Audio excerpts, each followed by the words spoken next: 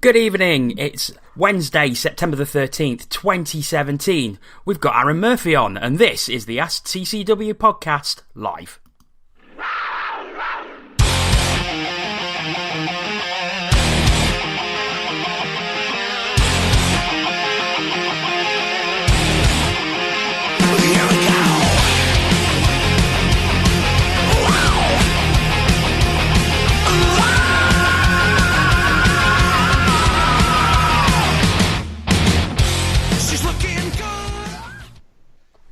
Hello and welcome to tonight's Ask TCW podcast, a special one for the second one of the season.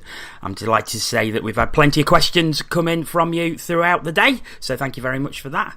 And discussing those will be Andy Haywood. Good evening. Antoine Marie-Jeanne. Good evening. I'm delighted to welcome our special guest, Premier Sports commentator Aaron Murphy. Hey fellas, how's it going? Going well, thanks Murph, and thanks for giving up your time once again to come on another Ask TCW. We really do appreciate it. No, always a pleasure. I'm looking forward. This is a good one. The way you guys are playing and the way the CHL is going, no better time to have a chat. Great stuff. Well, we shall get straight into it. And many people will have seen something that broke this afternoon. The Mountfield Chief Executive Officer put some comments which appeared on Twitter, basically rubbishing the Panthers' attempts in the Champions Hockey League and saying that Mountfield didn't want to enter and don't want to qualify, and that teams are actually aiming to finish in the bottom two in the group. Murph, I sent you this through earlier this afternoon when it all broke, and the other guys have seen it as well, so I think we might talk about this for a while. So Murph, over to you, your thoughts on what was printed earlier. Well, Miroslav's shown it has all the reek or smell, if you will, of someone that maybe is a bit worried about his job or worried about the effort they've put forward, because to imply that the only reason the Panthers are atop of Group F is because everyone else wants to finish bottom two is ridiculous. We know that SC Bern have been saying since the draw that they want to win this thing. I personally think that SC Bern wants to be at least semifinalists or they'll consider it a failure. So if Mr. Schoen is saying that the other teams in Group F don't want to advance, then he's talking out of his you-know-what. The other thing that reeks of that to me, he's talking about, oh, we're doing the Spengler Cup, we're doing this and that. It's an Olympic year for some of these guys. I'm sorry, if you're good enough to play in the Spengler Cup and if there's guys on your roster that are going to go to Pyeongchang, then you better play a little bit better on the road than they did. And also, to lose a game in your own barn to a team that you say, oh, is only in first because you're tanking it, it's just sour grapes, and it's got that smell of, I can't win, so I'm taking my ball with me and going home. And I just don't know. Some of it might have been lost in translation, but the general feel when I was reading through that is it's someone that's like, oh my gosh, we have not played well, and I could be in trouble with this. I think that Nottingham full value for both of their wins over Mountfield, so he has nothing he can say that would change my mind about that. Yeah, I think Murph's right. It does. The way it reads to me is it's very much a case of it's the usual sort of excuse game. Obviously, whenever any team loses a match and the press comes out afterwards, there's usually a bit of spin on it. But to sort of say, this is the reason why we lost. We didn't have the breaks. The ice was bad because Diana Ross played last night. All that sort of stuff. But this one, really, because of the depth of it and how much it's so negative towards the CHL and our efforts, it does do nothing more than come across as sour grapes. And obviously, I appreciate, again, as Murph mentioned, there might be some of it that is lost in translation, but the general tone of it isn't, in my opinion. And I just think that it's sort of it kind of reeks of trying to appease the fans a little bit, because I imagine that they're not happy with the fact that they've been turned over twice by some club no one's ever heard of in the UK. But I think to try and sully our participation in the competition is really quite ridiculous, and it's not warranted. and I don't think it's justified. Ultimately, there are 4 teams in our group, and to say that in any competition, to say that any sort of professional athlete isn't bothered about the result or is deliberately trying to sort of tank it or finish in the bottom 4 is crazy, because yes, you will always get your odd anomaly, and obviously we know best at the moment with obviously our other netminder that is or isn't coming, and obviously the properties he's involved in. But the majority of sports people and the majority of athletes play to win no matter what, the competition, whether it's pre-season. You've only got to look at some of the games in pre-season to see how much, performing and winning a game of hockey means to these guys. So I think it's crazy to think that there would be a whole team of players that are just like, yeah, you know what, I want to come bottom because I don't want to keep playing this game that we're all paid to do and we love doing. Yeah, I think that's a great point, Andy. Anything to add? Yeah, like everybody said, it just smacks of, oh look, we're getting beat. Let's try and gloss over the fact that we got outplayed at home and away by a team that is 1/5 of our budget. You don't see the likes of Bern, who one of the biggest teams in Europe, coming out and saying, "Oh, we only lost to Nottingham because they roughed us up." I'm sorry, it's ice hockey. It's a physical game. If you want to go down that route, then do what Fergie did with the League Cup all those years ago and stick the kids out. If that's your interest in it, don't come back to us and complain, like Andy mentioned already, about the bobbly ice and what have you. That's your own rink. Your problems with that are in your own house.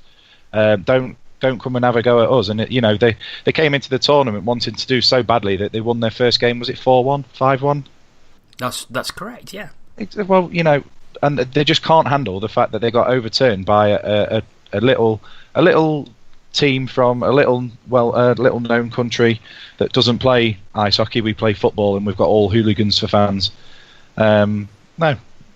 I don't want. I can't say what I wanted to say then. I'll be polite. The other thing is, if you look at the home win over Mountfield, you guys had a healthy lead, and in the third period, Mountfield came out like a team that really wanted to win. I don't care what this guy says; they really pushed and fought and got that to overtime, because that had all the makings of the Panthers getting the full 3 points in regulation. So if they're trying to tank, are they that skilled at tanking that they can force overtime, make it look like they really care, and then tank again? I mean, I called that game. I can tell you right now, they were trying to win that game at the Motor Point. Yeah, absolutely. Okay, we will move on to another question that comes from Sally Watson. It's also CHL related. She says, in what way is Panthers and Cardiff's success in the CHL good for the EIHL? Andy, you start us off. Well, it's a lot's been said about a lot of the hashtags on social media and stuff like that has all been sort of about putting UK hockey and particularly the EIHL on the map. There is no doubt that, as we've discussed previously in that last question, there's no doubt that these teams expected us to be also rans in every game, and there's no doubt that these teams expected us to be the whipping boys. But the fact that Cardiff have managed to beat one of the elite teams in Europe, and the fact that we're now top in our group against obviously Bern, Turku, and Mountfield, I think it's just showing that the gap is closing. I don't think for one second that the results that we've had mean that we're going to end up winning the competition. It's just not going to happen. But at the moment and currently, on our current form and the way that we are playing, and the results that we've had, it's really showing the Elite League in a good light. And I think it's showing the rest of Europe that we're playing a decent brand of hockey. I think some people, from what I've read, have been relatively surprised about the attendances, and sometimes even how knowledgeable some of their fans are. I think they kind of expected that there'd be sort of one man and his dog at a game, and it would be like they've never watched hockey before in their lives. Whereas, as we know, we've got plenty of people that come in, week out, and may know the game. And I think that the results themselves are really helping to put us on the map. But I just think the way that we're playing and the way that we're conducting ourselves as clubs as well, I think is really good for the Elite League. Yeah, I think I brought it up a couple of weeks ago when I was doing some sort of researching while we were on air to do with how the CHL seedings are worked out and what have you. And I think purely based on what's happened so far, our performances and Cardiff's win could see us like rise up the Elite League as a whole, rise up in the CHL standings. Yeah, I had a look earlier. We are actually ninth now. We've actually risen to ninth. We're above Denmark, Norway, France, and Poland. So we're above those countries now.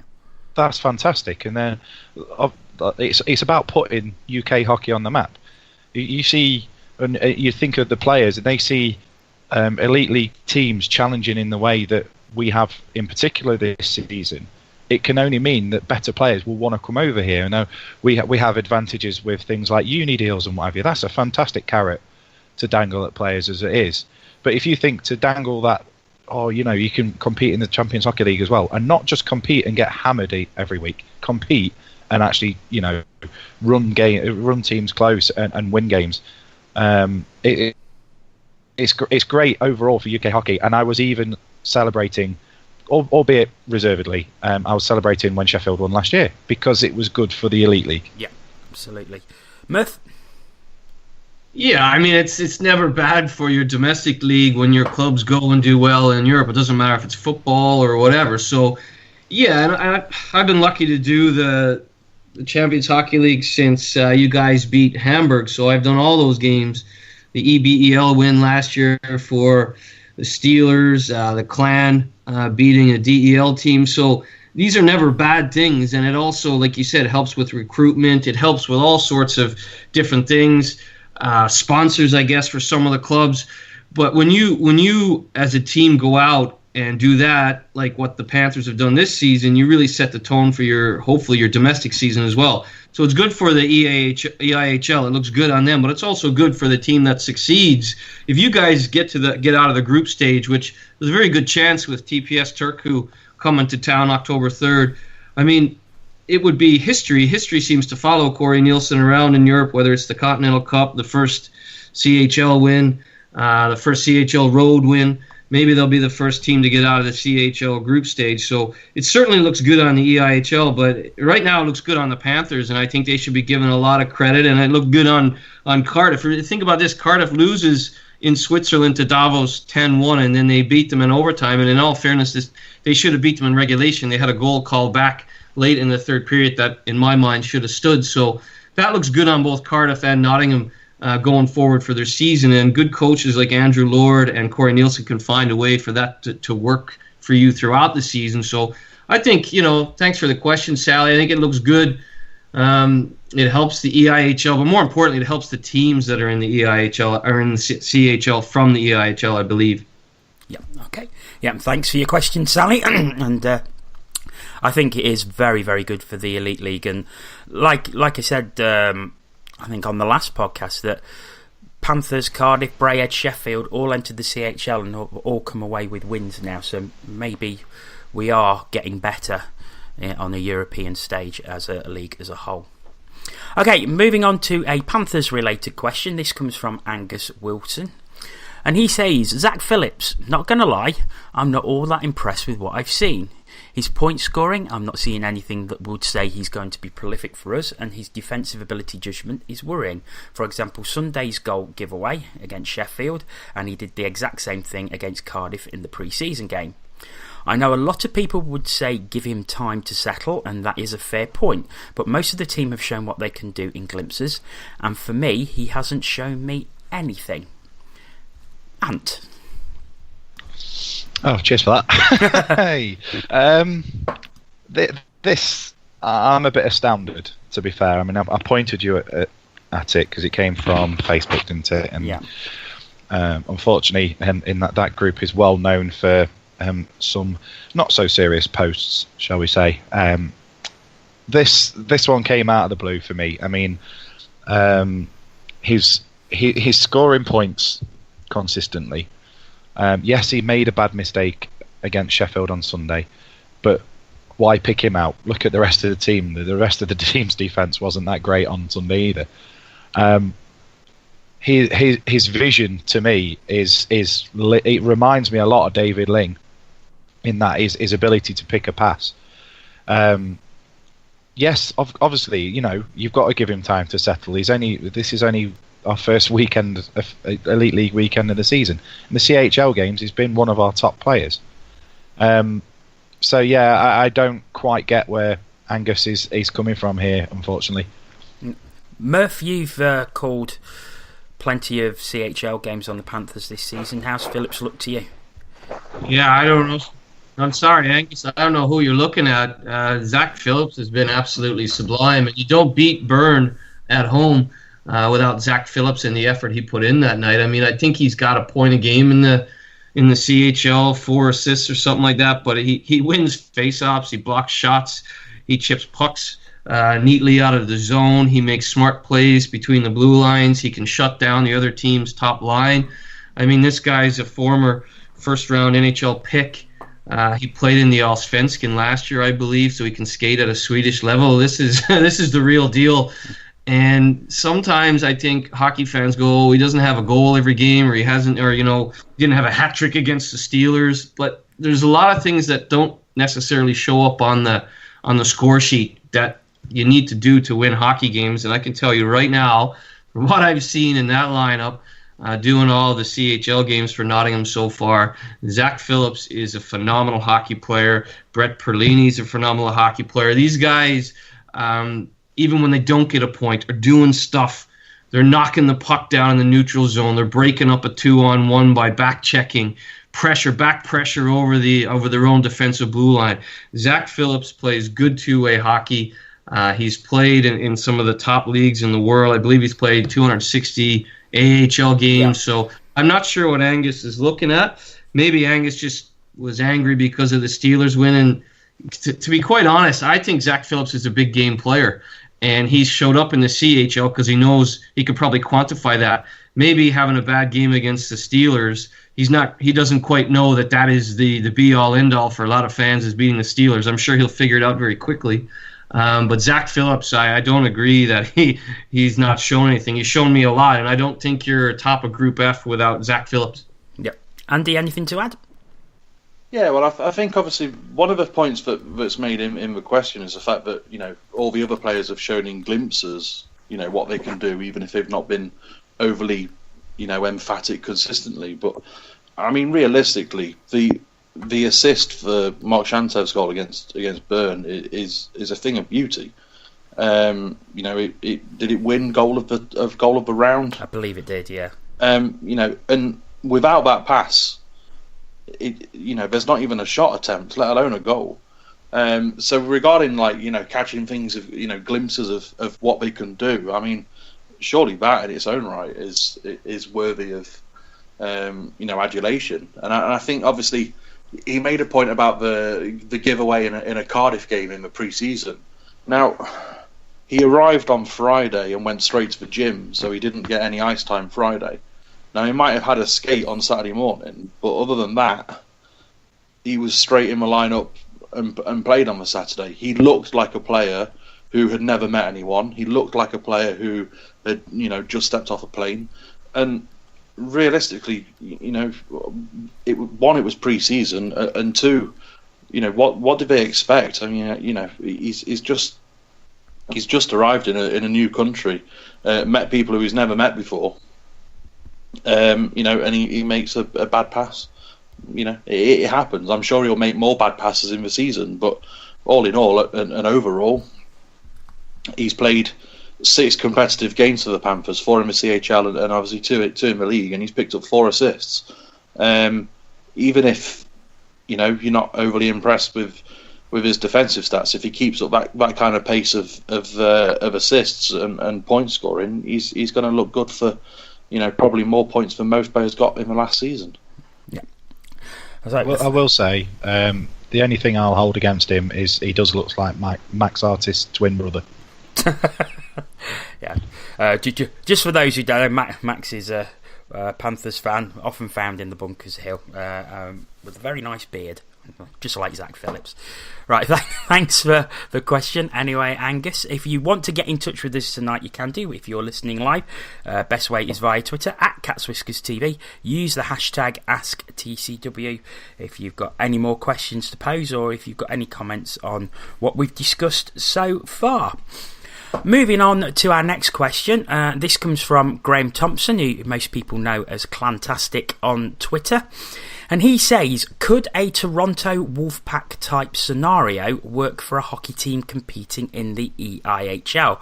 I actually messaged Graham and asked him for a bit of clarification on what he meant by that. And he says, actually, a team in Canada, from Canada coming to play in the Elite League on a permanent basis. And now, Murph, I'll let you start on this one because you've been with the Toronto Wolfpack quite a lot during this rugby league season. And I'm right in thinking that they actually pay all the travel costs of the teams to go over to Toronto and play. Is that right? Well, no, they have a major airline sponsor, so there's no money changing hands. But because they have a really good business plan and because they have a really clear business structure and marketing structure, they were able to convince an airline to be one of their sponsors and to help with that travel. So, like, I've been over to Toronto to do a game, and they got me there. And I think it's about leadership and about the ability to sell a product. So they've got Air Transat on board. So Air Transat flies the visiting teams over there, and the Wolfpack themselves are over there for 3 or 4 weeks at a time. So it's not like they're flying every week. So this is no offense to anyone, I'd find it very hard to believe that any Elite League team could find a major airline sponsor to do that, just because we don't even have a major sponsor for the league as a whole, let alone for a team to have Air Canada or something like that. So that would be difficult. The other thing, I guess, listening to that question, could that scenario work? Again, this is no shot at anyone, but I think for that scenario to work, how would you convince the Elite League board that having a Canadian team would be good and not steal anyone's thunder? And what I mean by that is, like, how would the logistics work when you have to get 8 or 9 out of the 12 teams to vote for this? I think the thing is with the Wolfpack getting a franchise and having to start at the bottom at League One is that there was one chairman to deal with. There was one sort of leadership group to deal with representing rugby league and all the different levels. Whereas we know for a fact that the Elite League it didn't work well with, the second tier. Now the second tier is fractured. So it would be very difficult to see how it would work overall from a sort of getting permission, if you will. Because I don't think there's some owners in that boardroom that think 5 years down the road, for example. So they're not thinking this would be good for hockey. They're not thinking this would be good for exposure. They just be thinking this is going to cost me money and time now. And I think it would be very difficult to get the Elite League to see that this could benefit 5 years down the road, the way Rugby League and their leadership group saw that the Wolfpack could help them maybe reinvigorate a stagnating, if you will, sort of fan base that was just sort of, a Midlands-based thing. I can tell you right now, the Toronto Wolfpack are a huge success because they have sort of a 5-year plan. They have really good leadership. They have huge sponsors because they've been able to sell the idea. It's not just fleecing the fans at the gate, although they've been averaging over 6,500 fans a home game. They just had 8,000 last weekend when they clinched the League One title. They'll be promoted. So there's a lot of things there that the Wolfpack have going for them because of their structure, the people they have in place, that some Elite League teams do have that structure and that leadership ability in place. I just don't think that there's one person in charge of the Elite League that would be able to coordinate that and maybe make it work. Okay. Guys, you got anything to add?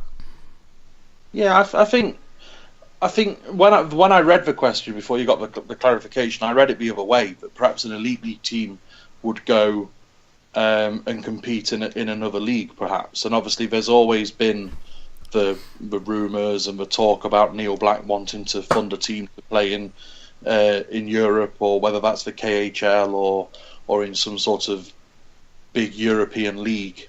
I think realistically at the moment, the Champions Hockey League kind of negates the need for that as such. Obviously, there's still the talk of a London KHL team that he may or may not be involved in. But I think, obviously, the fact that we regularly now get teams competing in the CHL, the fact now that, obviously, as we've discussed, we're sort of making headway in the competition and getting results, I think that sort of negates the need to perhaps look further afield for a different revenue stream and a different sort of competition that, obviously, like I say, has been rumoured before. So when I read the question, I immediately thought that it was perhaps the other way around, like an elite league team going to play either in Europe or in one of the minor leagues in Canada. But obviously, the big thing is obviously logistics. Ultimately, at the end of the day, we're in a league that already, you hear the rumours of teams struggling to make it round the country. So the chances of someone being able to bankroll a trip around the world is incredibly slim. So I think ultimately it would be nice to see a team compete and test itself regularly in a higher league or in a more perhaps a bigger league with a bit more prestige. But I think obviously we're quite a way away from that at the moment because of again, most things Murph said, and obviously I just think ultimately no one in the league currently is going to want to just pay out all that money to do something that could prove to be a massive flop. So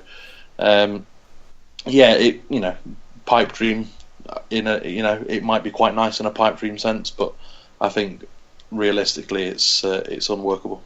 Well, this probably leads us into another question that we've had, and I'll let you start with this one. And he says, with Panthers turning in more respectable performances in the CHL, how do we think we'd fare if we were playing on a more permanent basis in the Swiss, German, Czech, or one of the Scandinavian leagues? That comes from Craig Smith. So, Ant, over to you. It's all down to funding at the end of the day. Just touching on the last point, I don't think rugby's that huge in Canada. I could be proven wrong. So for a Canadian hockey team to come over to our backwater, probably not going to happen. But the other way around, could possibly see a British team competing in one of the bigger leagues in Europe. Yes, I could, if the money was there. I'd rather the money be pumped into our own league first, if I'm honest. If somebody's going to come in, if Mr. Branson wants to come in and sponsor the Elite League and pay for travel to everybody, fantastic. And then on the flip side, I could possibly see us having some kind of Anglo-Italian Cup, maybe. I know Nottingham teams have had great success in those sort of tournaments in the past. One has anyway. So yeah, it's all down to money. Like everything, it's all down to money. Okay, Murph. Well, just back to that point quickly. I think there are elite league teams and owners and general managers on certain teams that could facilitate a Wolfpack type scenario. And the reason I want to go back to that is just because I think there is some people that do have that vision and that outside the box thinking. At the end of the day, though, I think there's a percentage there that would just be worried about their gate on Saturday and not worried about 2 years from now. Whereas I think in England, the UK, the rugby league guys, when the Wolfpack approached them, thought it was a bit nuts. But they also thought, well, this guy says he can get 5,000-6,000 people to a home game in Toronto. Well, that's 5,000 or 6,000 people that don't know anything about rugby league, because you just said there rugby league wasn't a big sport in Canada. Rugby league was not even known about in Toronto, but now people in Toronto know about it. And the Toronto Wolfpack are on TV in Canada, the US, Ireland, and the UK. So the UK rugby league people thought, well, this guy is promising us that we're going to be on TV in 4 countries. We're going to get newspaper articles in the South Pacific. We're going to get newspaper articles in Canada and the US. And because of that, rugby league has got a little bit of what would you say, like an injection, a new blip on the radar. And I know for a fact there's going to be more. There's going to be another team probably announced in the next 6 months. It could be a Canadian side. I've also heard that maybe New York. So right away, Rugby League has got this new revenue stream, this newfound interest outside the box, outside your own patch protecting exercise. And so I think there are people in the Elite League that could make that work. I think there's also many people that would just be, again, protecting their patch. The question of whether or not the Panthers could perform in a Swiss or a German or a Czech league, of course they could. They'd probably like to play Mountfield every week, especially after the comments we talked about earlier. So maybe they could play Mountfield once a month and kick the crap out of them. The Swiss A-League, I think, would be very difficult. Budgets and also just a lot of ex-NHL guys over there making $1 million Swiss francs a year, stuff like that. So the Swiss A-League might be tough. The NLAB, they could definitely compete in. DEL2, certainly they could. So look, what the Nottingham Panthers are doing right now is no fluke, no matter what the Mountfield general manager says.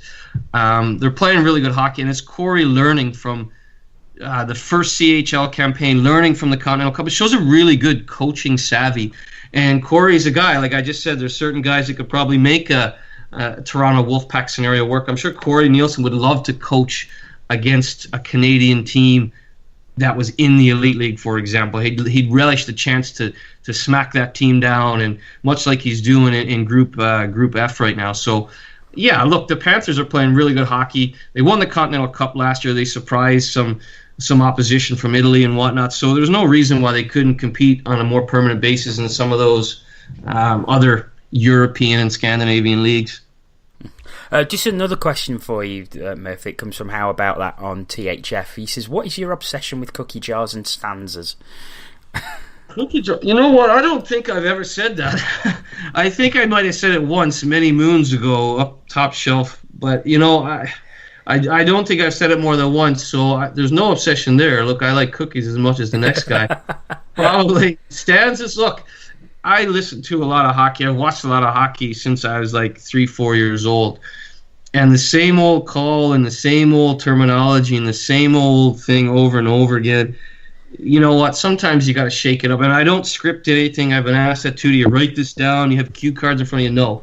And it's like when you guys beat SC Bern, it just came out. I said, you know, because everyone associates Nottingham with Robin Hood, something along the lines of Robin Hood, you know, he stole from the rich to give to the poor, and tonight, you know, they've deserved it fully, but the Nottingham Panthers, much like Robin Hood, have, you know, robbed this game, and it just comes out. And I didn't mean that they robbed the game. They outplayed SC Bern in every way, but it was a play on words.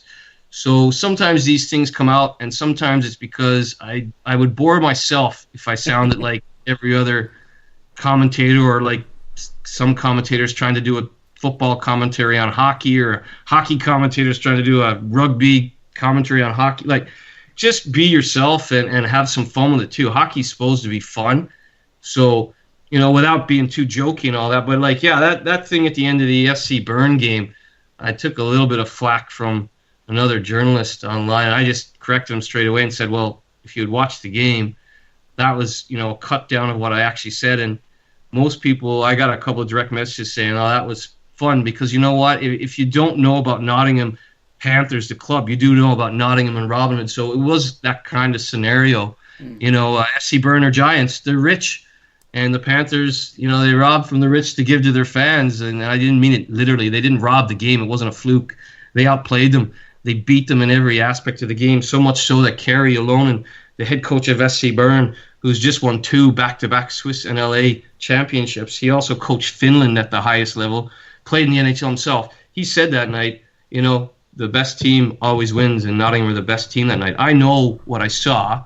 I don't think that the Panthers robbed the game. I know they deserved it. It was just a play on words. And I think there's a huge faction of certain broadcasters and broadcast companies where you've got to be rigid and you've got to be very, I don't know what the word is, straight-laced, but sometimes you got to have fun. I grew up in a place where hockey is fun, so I'm not going to apologize for that. But yeah, maybe I said cookie jars once. I won't say it again. What advice would you give to anyone who's looking to become a commentator or is just starting out in commentary? Be yourself. Don't try and be the BBC if that's not your style. Don't try and be, NBC hockey if that's not your style. Just be yourself. Find your voice, and you'll find a place. I mean, Jono, you were doing some commentary on TV tonight. The under 20s and the under 18s, and I'm sure over a little bit of time, the last few years, you've developed your own style. My biggest thing is, like I said, it's fun. And I've had so-called experts give me grief offline, online about this and that. You know what, man? It's your own voice. I don't want to sound like, a football commentary and vice versa. So I think you got to find your own voice. You got to practice that, because when I listen to games or clips from even 3 or 4 years ago, I think I was awful. You have to improve. You have to do your research for sure. And when you find that voice, it's a lot of fun. And it will come through. I got to do a Wolfpack commentary this year in Toronto. Never done rugby league before. And Brian Noble, the director of rugby, he just got an MBE from the Queen, told me, have fun. Enjoy it. Do your research. And because you've done that, that will come through on the broadcast. And Dave Woods, who's a legend, he does a lot of rugby league. He does all the rugby league for the Toronto Wolfpack in the UK. He said the same thing. Have fun and it'll come through. And I did. And we had great fun. So when you find that voice, even if you're new at something and you're enjoying it, that'll come through to the viewer as well. Okay. Keeping with TV for the moment, the next question comes from James McSweeney, and he says, what would be the most realistic TV deal for the Elite League? Andy, you start us off on that. Well, I think the most realistic TV deal for the Elite League is probably the one we've got at the moment, because of the Elite League. Ultimately, there has to be something. They, in my opinion, they cut their nose off to spite their face last year with their, fantastic deal with Frontrunner TV. That has gone. Does the channel even exist anymore? I don't know. It does. It's just not on Freeview anymore. Okay. And I just think that they were daft with the the Premier deal. It's whether you like Premier Sports or not, it's what you watch hockey on. Unless you've got access to Game Center for the NHL, or if you've got a streaming site or anything like that.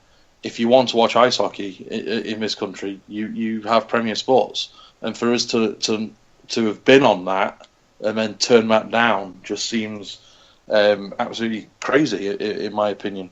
I think realistically, in regards to the question, I think realistically the sort of TV deal that we would probably be looking at is maybe one, maybe two live games a month, sort of every other Saturday perhaps. And some sort of highlight show would be great. Whether it be, I'm not sort of naive enough or sort of wide-eyed enough to think that we should be prime time midweek for a highlight show, or we should have 3-4 games live every weekend. But there should be something, and I actually think that it's quite a travesty that there's absolutely nothing. And I think, obviously, again, it's just another case of strange mismanagement by the league. And obviously, Murph mentioned about like a title sponsor. These things should be standard. A main title sponsor and a TV deal that gets exposure. It's the obvious stuff that, well, it seems obvious, and yet for some reason this league has neither. Okay. I'm wondering. We've always talked about the obvious ones. We had a good deal with Premier Sports. I mean, the playoff coverage to get the semi-finals on there was fantastic as well, and just having that whole weekend dedicated to Elite League hockey was fantastic. But I'm wondering. Recently, Channel 4 started showing the hand with this sport. They picked up the BDO last year, the darts. They've done a hell of a lot with the Paralympics.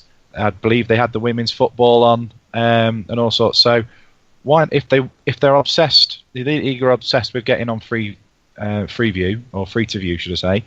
Then why not approach someone like a Channel 4? I think Channel 4 could do a bit of good for us. But again, it comes down to putting money in. I mean, you look back at the highlight shows, and they were all dependent on the clubs sending the footage themselves. And with the best will in the world, sometimes Edinburgh's games, bless them, look like they've been recorded on an old Nokia, whatever, dodgy phone. It doesn't look great when you're on a 50-inch widescreen HD TV. So you'd have to have the money there again for a TV company to do it justice, I think. Yeah. Murph, last word to you. Well, it's the old adage: your product is only worth what someone is willing to pay for it, isn't it? So last year they were offered a deal with several options. They didn't like any of them. Then they paid to be on Frontrunner. I don't think it was expensive. They had to pay for someone to edit that show, is my point. I don't know, man. The ideal TV, I don't know. Do they want to be on free tier? I don't know. This goes back to my point where I think there's some people in the EIHL boardroom that definitely want to be on TV, because then they can tell major sponsors, next year you can give us more because you're going to be on TV a bunch of times. But like I've said this 100 times, it's so boring. I live in Dublin. I'm not being serviced in any way, shape, or form by British hockey, by the Elite Ice Hockey League. I am not going to pay 12 quid on the day of a Steelers game to watch a webcast, because I can pay 12 quid and have a whole month of TV from Sky or BT or whoever. So I don't know what the ideal or realistic TV deal is for the Elite League. I've been a part of several things that I could not believe. Some of the things I've heard and back and forth and vice versa. Premier Sports wasn't perfect. I've said this before, but it was something that could have evolved, and that didn't happen. For this year, I would imagine there will be a highlight show somewhere. Will it be the same as last year? I would imagine. It will be, like you said, it will be dependent on Edinburgh and everyone hitting a target of getting footage in on time. I would imagine that would happen. Should there be games on TV? Absolutely. The only way for the league to get better is to attract more than the people that are coming through the door. Yes, I can't be a bum in a seat because I live in Dublin. So I guess the thing is for the Elite League to just admit, look, we're a bums and seats business, and that's that. And if they want to continue to have press releases like last year saying it's imperative that we're on free-to-air TV, it's imperative that we have this company doing the production, then follow through with that, and have an actual media or marketing person that has some know-how and follow through on that.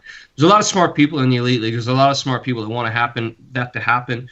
I just think there's a few people that become roadblocks.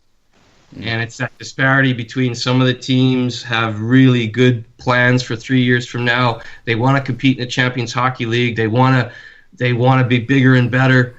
And there are other teams that are just trying to get through tomorrow. So when you have 12 different business models, and the Elite League is great. I love when I get to go to a game. I love doing it when I was doing it on TV. But when you have 12 different business models now with the 2 new teams this year, it's hard to get anything done, is my impression. And I've been told that from friends inside that boardroom. But the Elite League is great. The attendance is going up year on year the last 3 years, I believe. So if that's it, then that's it, and enjoy it. And hopefully the attendance will go up this year. But stop saying things like it's imperative that we're on free-to-air. It's imperative that we walk away from Premier Sports to further our business and be on Frontrunner. Just be honest and say, look, we're a bums and seats business. And for those of you that can't be a bums and seats, sorry, but you can watch the NHL or whatever. I just think there's no such thing as an ideal TV deal for the Elite League. There's ways to do it. I think they've been offered that on some level in the past, and it didn't work out. But that's also to no detriment to themselves, because, like I said, the attendance is going up. So as long as people keep going, then it's great. But to people like myself that can't be a bum in a seat, I don't know, to be honest. Has the Elite League season started? I know at one point I read something that there were exhibition games and Challenge Cup games on the same weekend. So I don't even know, because you over time start to just get, I don't know what's the word, desensitized to some of the noise on Twitter, and you just want to sit down and watch a hockey game, and you can't. So I guess for people like me, you just kind of get on with watching other stuff. Is there a case where maybe the league could look at putting a live game a week on YouTube for free, for example, and a highlight show for free, and get it out that way? Would that be a possibility, do you think? Free? No. Well, who's going to pay for the crew to film the game? Who's going to pay for the person to actually put it up on you? They should, yes, because I just told you I'd like to watch some of it. But again, if attendance is going up 3 years in a row, there's no real reason to. There's 12 different business models there, and hopefully everyone's doing well. We're hearing that people are doing well, and I've seen some of the clubs up close are doing well. I've got friends throughout the league. I wish the league well. And, it should be somewhere for people that can't. It's quite arrogant. I saw something. I put up a tweet recently saying, October 3rd, if you can't be there, of course, go to the Motorpoint Arena and watch. It could be History Nottingham. If they beat Turku, they could get out of their group. And I get some hammerhead going, or you could go to the arena and support it instead of watching it. Well, I'll tell my hockey friends in Dublin to start walking now. There's just a ridiculousness too that annoys me, because I grew up watching hockey, and the only way to learn, if you're not a hockey person already, which is what the attendance, the bums and seats are, is for someone to come across it. And they had a good point last year. They need to be on free to air, so make that happen. And you know what? There's a new free to air sports channel that's pretty interested. So who knows? Okay. Pretty interested in hockey. Yeah. We'll stay with TV for the moment, and it says, why Premier Sports showing UK junior hockey when very few hockey fans appear interested? Andy, are you interested?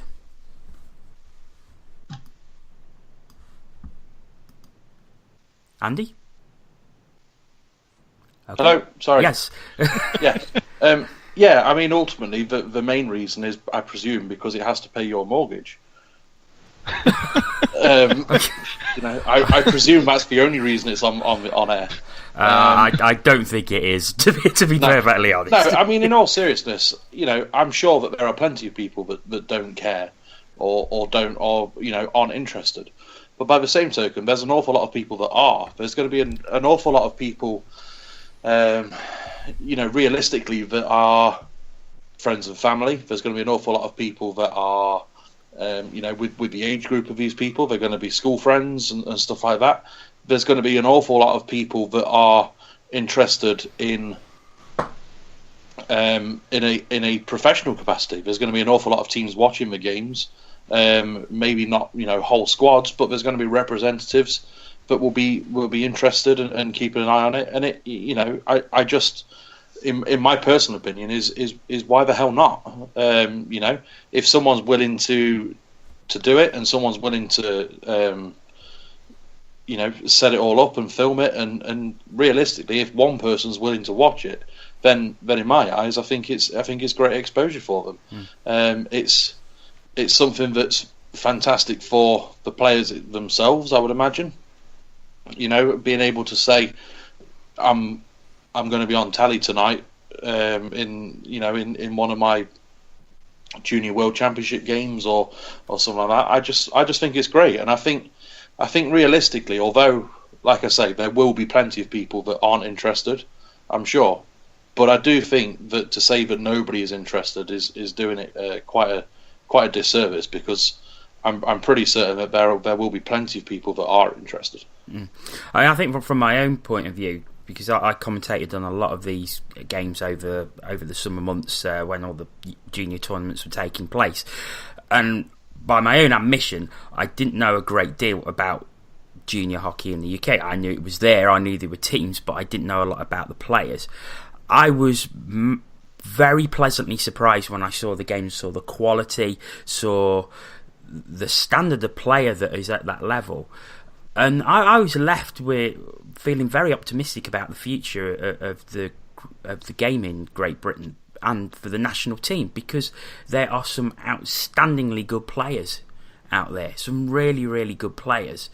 And just going back to one of those tournaments, which was the EIHA conference, for the final day, there was sort of between sort of 700 and 800 people there at Ice Sheffield, which is more than half full. So there's definitely plenty of hockey fans that are interested in junior hockey, and I think it's great that Premier Sports are giving it the platform at the minute. I mean, Ant, do you feel a similar way? Yeah. I mean, you could ask the same question as, like, why do Sky Sports bother putting netball on, for instance? I have no interest in netball. I don't know anybody that is interested in netball. But there obviously are people interested in netball, because they wouldn't put it, A, they wouldn't put it on TV otherwise, and B, they'd get nobody through the doors, and there always seems to be plenty of people there watching these games whenever I see them on Sky Sports News. So, again, you've just mentioned 800 people for a junior game. That's fantastic. And if we are going to build a proper infrastructure in this country, which is what we desperately need, we desperately need some kind of bridge between the juniors and the top tier in this country. Things like this, tournament like this, is more exposure for the game. I'm all for it. Go for it. Murph? Yeah, why are Premier Sports showing UK junior hockey? Because they should. Because, like you said, how are you supposed to build on a niche sport if you're not seeing it? This goes back to my point that I'm here in Dublin. I can't watch the Elite League, and I'm not going to pay 12 quid day of for a webcast. But if you pay 12 quid for your month-long of sports channels, not just Premier, but everything else on the platform, you come across that and go, that's fantastic. And those kids, again, they get a bump. Does everyone think that Jonathan Weaver and David Clark are going to continue winning gold medals for the next 10 years for Team Great Britain? Come on. Like, I'm passionate about development. Like, there's no under-20 league. There's so many things that need to happen, but at least if there is things like this happening and Jono getting to learn about them and commentate on them is a bonus too, because then you bring it to the greater EIHL audience. But those are the most important developmental things we have. We don't have like a major junior league like they do in Canada or the US. We have that, and so it should be on TV. God, anyone who says, oh, people aren't interested is the same moron who tweets me and goes, well, you should just be at Motor Point Arena. Well, some people live 1,000 miles away. So it should be on TV, and it's magnificent that Premier Sports is willing to do that, and it's willing, people like Jono are getting a chance to work on their career as well. So it's win-win. Why wouldn't you do it? Absolutely. I also think as well, I mean, there's more vested interest from Elite League teams because of the players that are involved. So obviously, you mentioned the other day, Jono, that one of the games that was on, that you'd commentated on, featured Hazeldine, it featured Tetlow. Yeah, I think Kelsel's been involved. Jordan Kelsel was on the programme tonight. Played for Okanagan in the Rob Laidler final. So yeah. Angus Lang, who's gone as a backup netminder at Sheffield, he was on the programme as well. So these are now becoming names that people understand or people know because they played in these junior tournaments, and now they're actually getting chances at elite league level as well. Exactly. So now more than ever, there's more interest because, like I say, there's that vested interest of people that have got players that play for their clubs now, whether it be on a two-way or a trial or like a junior sort of deal. But I just think it's fantastic. I think it's a great thing to do, and I also think it's a really good time with obviously the rest of the the news regarding sort of younger players and stuff like that. Obviously there was that article about Liam Kirk and things like that. And I just think if they're willing to do it, why wouldn't you? Well, and also, like, who's to say that there's not a fantastic football player, a 9-year-old football player, who came across that and said, boy, I didn't even know about that. I'd love to give that a bash. He's not going to come across on a webcast. Yeah. So he comes across that, flicking the channels with his dad, looking for football or rugby tonight, sees that and goes, I'm going to give that a bash. And he becomes the next David Clark or the next Jonathan Weaver or the next Ben O'Connor. Like people who think that these things aren't important should give their head a shake. And I'm not saying that because I work in TV. I have nothing to do with the junior hockey programs they're on. That's Jono, that's 24/7, that's a whole different crew. But I see the validity of it. And I see, because I grew up watching hockey, and no one from Hockey Night in Canada said, we shouldn't put the Toronto game on tonight because the Toronto game won't sell out. It's just the way it is. Like sports, world-class sport or sport at the top level needs to be on TV, but it also needs to be at the development level, maybe not a game every week, but when you have these big tournaments and someone's willing to turn them into highlight programs, then do it. Give it a platform. Absolutely.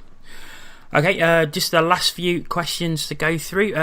This one comes from Mike Turnbury. He says, do we think that the good performances from UK teams in Europe might encourage continental sides, CHL and non-CHL, to be more willing to take a chance with recruiting British talent? Or is the golfing class still too big to bridge? Murph, you have a go at that one. No, it's definitely a shop window. I mean, I'm sure there were teams that saw Ben O'Connor and Rob Dowd play last year that were saying, wow, this is for real here. We'd like to have a Rob Dowd on in our lineup. I'm sure there were people, that Clark goal in the last game in the CHL against Mountfield. I mean, I'm sure Mountfield were thinking David Clark looks pretty good to us right now, unless it was that GM, I guess. But, yeah, no, it's definitely a shop window. Would they be more willing to take a chance? I think they're always willing to take a chance if a player is good. And we have some very good players in the Elite League, the Ben O'Connors, the Dowds, as I mentioned. So, you know what? It's a good shop window for the British guys, but also it's a good measuring stick for British guys. If you go out and you find you can't skate with SC Byrne and you're a British player on that Nottingham lineup, you're going, I better work on my skating. If you are someone on Cardiff that's going, boy, oh boy, I found it hard playing at altitude at SC Davos. I need to train harder. So it's a good measuring stick for the player, and it's also a good shop window for those teams to see how good some of our players are. Andy? Yeah, I think there's a fair chance. You know, like Murph says, at the end of the day, if you put in a performance, no matter where you're from, teams are going to be interested and take a look. You know, every team around the world will say that, you know, every day they're actively trying to make their team better. If that means making changes, then it means making changes. And I think there's been the odd player that sort of had a crack at, you know, going abroad, and invariably it's always been to the minor leagues in the North Americas. You know, I'm pretty certain there has been players that have played in Europe, but I can't think of any currently at the moment. But, you know, I do think that these performances and the way, and again, like I mentioned earlier, the way we've conducted ourselves, the way that we've played, I think that the style of play from some of the players, I'm sure that they will look at you know, some guys, but I do think because of some of the rulings on imports in some European countries, that it would be the elite, you know, the elite guys. Obviously, Ben O'Connor, as mentioned, who I've also just realised played in Europe quite recently.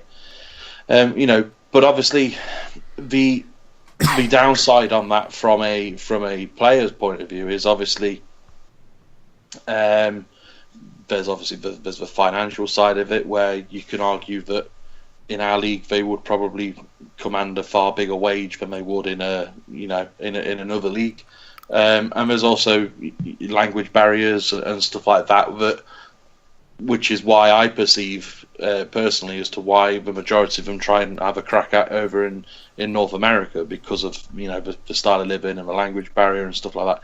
I just think it makes it easier. But I certainly think that there will be players that will get looks at. Nothing might ever come of it, but I certainly think that more continental teams will, you know, give slightly more credence to British players, and obviously things like the World Championships and, you know, the Olympic qualifiers and stuff like that. You know, we haven't really disgraced ourselves as a sporting nation for ice hockey. in quite some time now. So I do think that there's a fair chance that in the long run, something might happen. But I do think that realistically at the moment, because of some of the certain laws regarding imports, that they will always, perhaps in these higher leagues, they will always go for seasoned pros or ex-NHLers because they can afford them. But I certainly don't think that's a slight on the British players because, I'm pretty certain that they would at least look at some of them and maybe even consider them. Okay. On to our final question now, and this comes from Josh Noy. It is Panthers related. And it says, who is your star signing and who could be the surprise signing? So, Ant. My star signing so far has been Brett Perlini. Not only is he scoring points regularly, scoring goals regularly, he's British, and it's an import quality Brit. That's that phrase that gets thrown around a lot. It's an import quality Brit, and we've got him. For me, he's just been the dogs so far. And the surprise signing, I'm going to go Lacko, because I think Lacko has shown signs to me that he's going to have a really good season, and based on the disappointing, shall we say, seasons he's had over the last couple of years, this could be a big year for him. And again, that's only a massive benefit for our club. Okay. Andy? Well, I think the star player so far is Jan Sove. He just oozes a sort of different class. You can tell that he was a draft pick. You can tell that he was, he'd got he came with lofty expectations, sort of pre-car crash and stuff like that. He does look like he's a cut above everyone else that we've seen, sort of on a consistent basis. And I think the surprise is Mark Shantsev, in the sense that when he was signed, Corey said, he's going to be on the fourth line. He's fast, he's skillful. If he performs, we'll move him up. And boy, has he performed. And he's moved up incredibly quickly. He's settled in incredibly quickly. And he looks like he could be a fantastic signing. So yeah, they would be my two picks. Okay. And Murph, from what you've seen so far?